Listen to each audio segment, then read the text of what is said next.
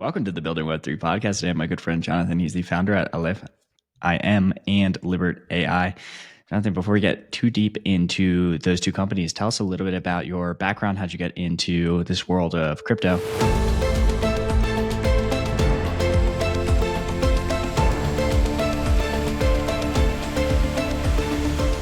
I've been a developer for very long years. I've been a project manager. I've been even an hardware engineer in like the IoT space in the past as well. When I came into Web3, I was starting to build, and then I came into blocking things. Like I couldn't do a Twitter or like a Facebook or big websites back then because I was missing the computing and storage part of them. And that's how I came into building Aleph.im back then. Got it. And talk to us a little bit about like what the mission is. Is it just to do decentralized compute? So the mission at Aleph.im is to decentralize the whole stack, because when people talk about decentralization and Web3, most of them stop at smart contracts. That's cool. Smart contracts work for like monetary value and small information. Okay. But if you really want to have decentralized application, that needs to go from top to bottom. You need to have servers, you need to have storage, you need to have a whole lot of things. And for that, you need a decentralized cloud. And so that's what Aleph.im/26 cloud is. 26 cloud is the name of the front end for end users of the Aleph.im network. The idea is to have a whole decentralized cloud at your fingertips, as easy to use as it would be to like use AWS, DigitalOcean, Google Cloud, or whatever. You can spin up instances, set up serverless virtual machine, ask for storage of website, store database entries, etc. That's for Aleph.im. And on the Libert AI end, it's basically whatever you could do with OpenAI, you can do it with Libert AI on top of 26 cloud. It provides you with totally decentralized and private API endpoints for your AI workloads, and also an interface which is akin to like ChatGPT, for example. Got it. So we've had Venice.ai, and I think that was relatively similar. So talk to us a little bit about like the differentiation. So we've got Aleph.im, and they would probably be competing against maybe a Kosh or some other competitors in space. Talk to us a little bit about like the differentiation between the two products you have. So you mean the differentiation between these products and their competitors, or like between the products and their competitors? Okay, yeah. So on the Aleph.im side, the main differentiator is that it's a fully integrated solution that provides both storage and computing. You don't need to like have many providers, one for IPFS, one for your computing, one for your storage, etc., etc. Here, everything is like integrated, and you have one cloud provider, just like you would use AWS with like S3 for storage, EC2 for instances, Lambda for like your functions, etc. You can do all of that on 26 cloud. So that's one big differentiator. Another one is that we use TEE, which is all the rage right now, which is Trusted Execution Environment, which is basically a secure enclave inside inside the computer, where not even the computer owner can see what is happening inside that secure enclave. For that, we mostly use AMD SCV, which is the secure enclave system of AMD. It means that if the computing resource node on which you request an instance is running a compatible AMD CPU, you can request for a secure instance where the node owner can't see what is happening inside. And that's quite important, because if you deploy stuff that manage private keys or like API keys or whatever, and you deploy it on a decentralized cloud, then you are at the risk that your keys can get leaked if the computer owner decides to like look into it. As we say, there is no cloud, there is only other people's computer. Well, in that case, you better be secure about it.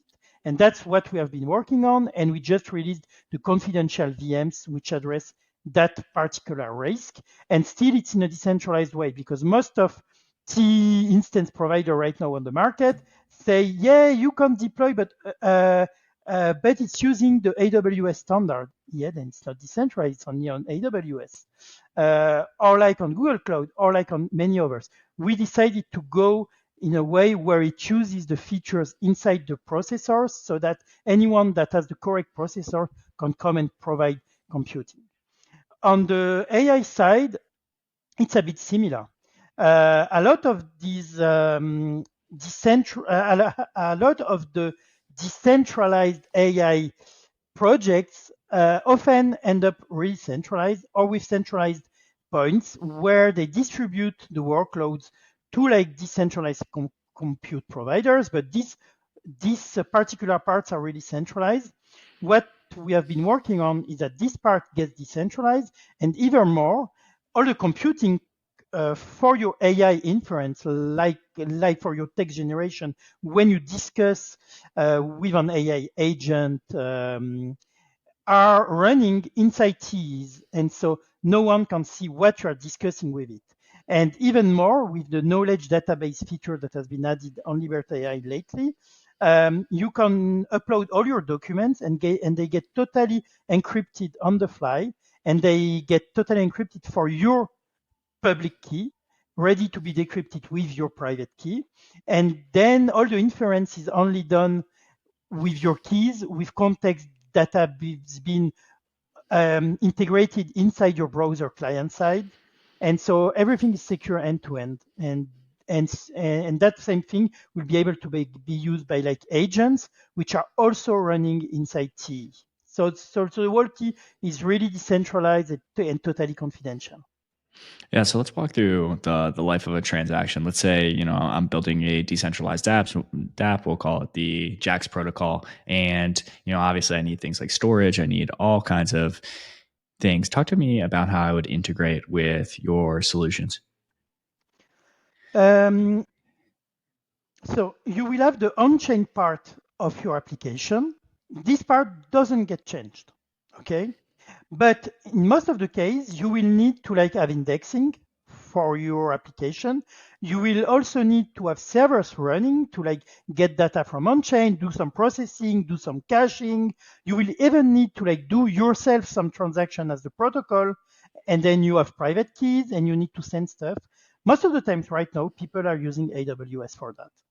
What we offer is to replace all that by using secure instances on the network, and also for the front end hosting of the website, which is often which is often only static website.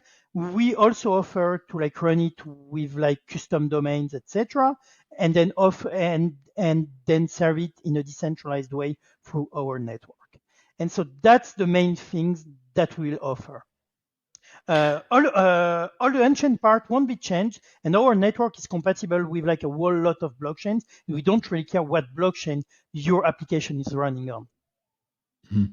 And then this compatibility piece, talk to us a little bit about how you were able to build it. Is it, hey, we just expose like certain RPC endpoints, or we expose certain API calls, and then just any service can really hit us? We have multiple ways of doing it. Either you create instances, and then it's up to you to like route your service towards multiple instances. Or you could use what we call the serverless virtual machine, where you just upload your code and the network automatically scales and automatically distributes your code across the network. Actually, you could even get the best of both worlds and have instances that are doing the work, and then have serverless function that route to like your instances on demand if you need to like have confidential computing on some parts and stuff like that. We are working on being compatible with Kubernetes and Terraform for like this kind of advanced use case. It's not the case yet. You need to like use our CLI and SDK, but we are working on making it compatible with tools of the trade for that. Absolutely. And Talk to us a little bit about this decentralized AI, because this seems to be a focus of your other project, and it's something we've done a few episodes in the past. Talk to us a little bit about the importance of decentralized AI and like how you guys are addressing, solving, and like implementing this. Um, okay, let's go and look at what centralized AI is first. It's really convenient. You can see that most people love having their data easily available, have love having AI conversation agents that can tap into their data and do actions based on their data. That's really convenient. If you even go in the future, you can see people having glasses that are all the time sending what they see to like an AI, and then, oh yeah, tell me, I just had a conversation with that guy. What did we talk about? Then it can recall stuff to you. That works. Or like, can you please write an email because I forgot that? It can do it by itself. That's really convenient. The main issue is that if centralized providers get your whole life, then they get basically a copy of yourself. If they get a copy of yourself, it means that tomorrow, for example, a rogue AI companies, which won't be that rogue because they will have all the right to do it, could create, let's say, a marketing offering where they offer a company to like do marketing tests of specific product to know which consumer would be good targets for that product, all in an automated way. They won't even need the consumer because they can recreate the consumer based on all the data that they have on them. Um, and you could even get sold products that companies will know that you will like because they know everything about you. Um, Quite fast can become a nightmare scenario. And in that case, you need to be prepared against it. And that's where decentralized AI makes sense. Because when you are decentralized, you don't have one provider having all the data. Your data is encrypted and shared across multiple providers all over the world. Um, and also, in such a system, like for example on Libert AI, the goal is to make that if you don't want to like share your data, you will never share it. But if you accept to share it to like train new models, then you get paid by the system to like do it. By default on OpenAI Cloud, etc., your conversation are used to like train the model. Here, by default, they aren't unless you opt in for it and get paid. So that's a good important point. And also, we are also, as I said, working on knowledge databases where you can voluntarily add all your data and it's totally encrypted. And also, everything is running inside TE if you choose the highest level of security, and then no one can see what you are discussing with the AI. And like a rogue node can't infer what you are talking.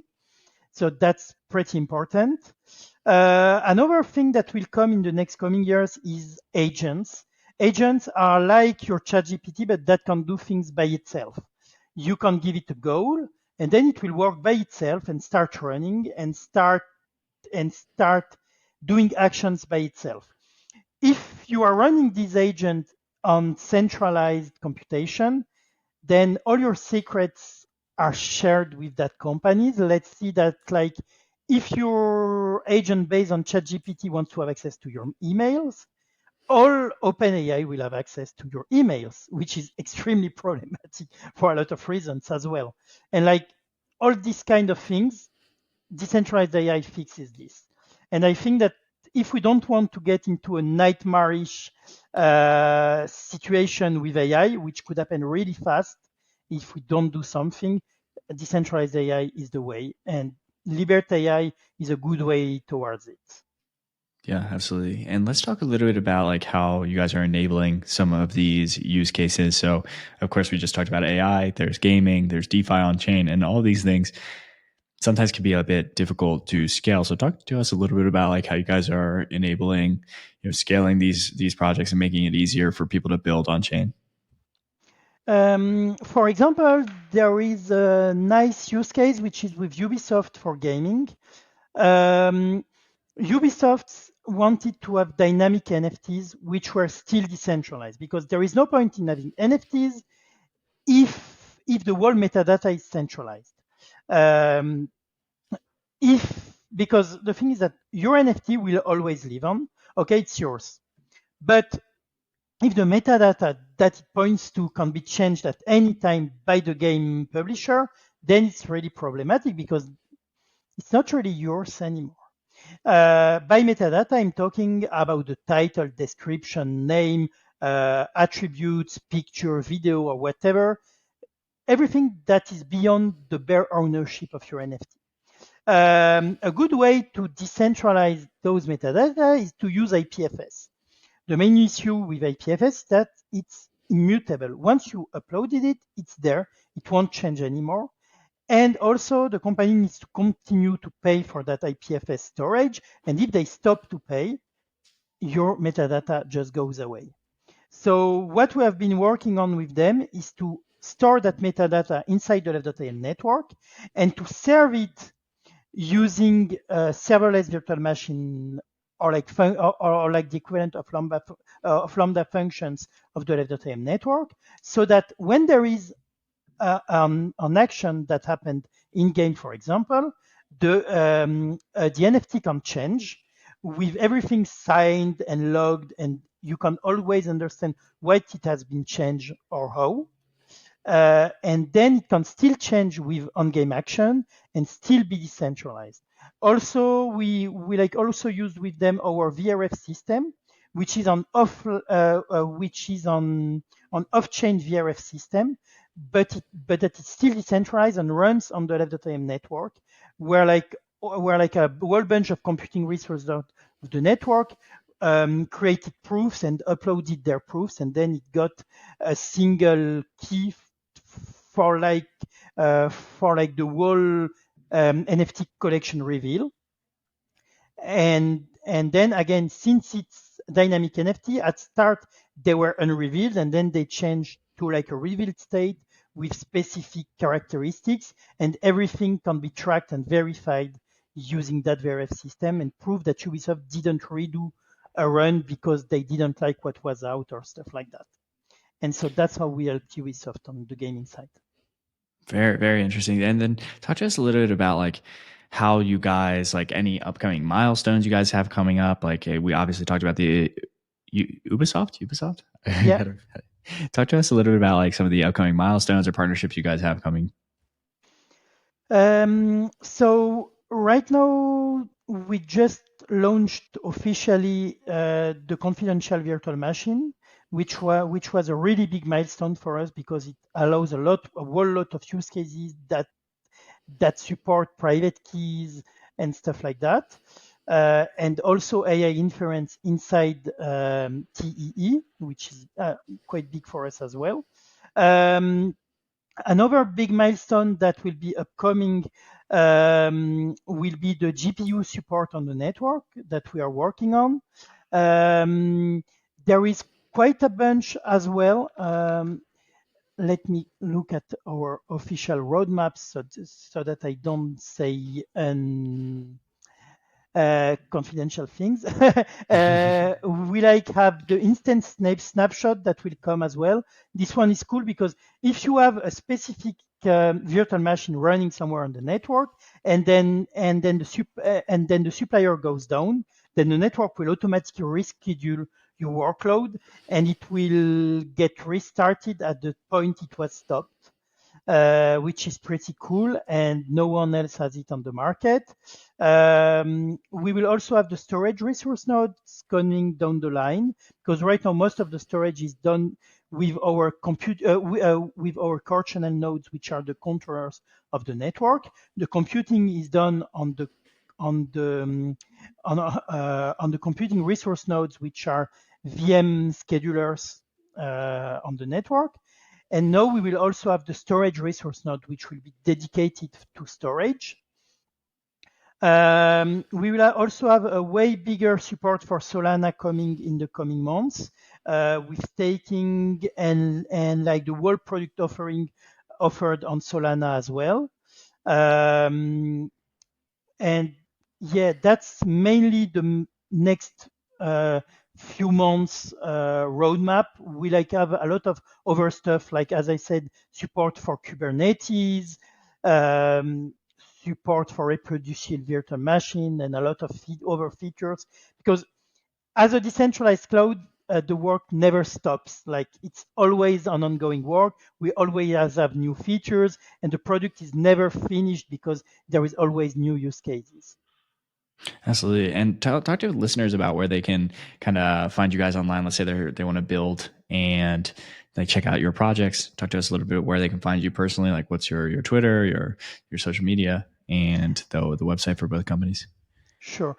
So on Aleph.im, it's Aleph.im, 26.cloud for the cloud offering front end. On Libert AI, it's on libertai.io or chat.libertai.io if you want to like try the ChatGPT style application. Then we also are on Twitter. Twitter is Aleph.im and 26. Let me verify, actually, double check that one. I'm always so Aleph. Yep. So like for Twitter, it's Aleph_am and 26 cloud altogether.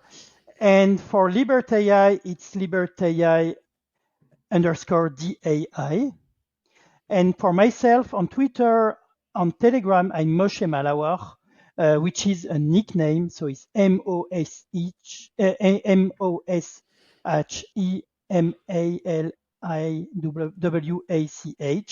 It probably will be easier in text form if we can add it to like the comment.